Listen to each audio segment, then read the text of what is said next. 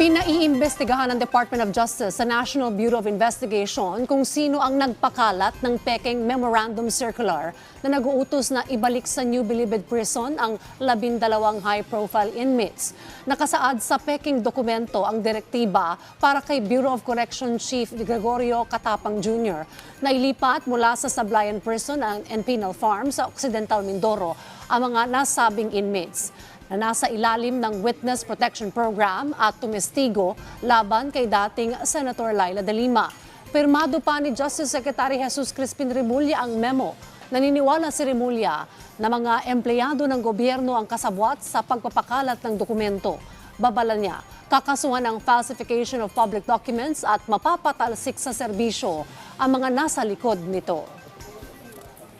We were turning over these documents to the NBI for investigation para malaman kung paano ito lumabas, kung ano ang trail nito sa internet, kung paano ito pinakalat.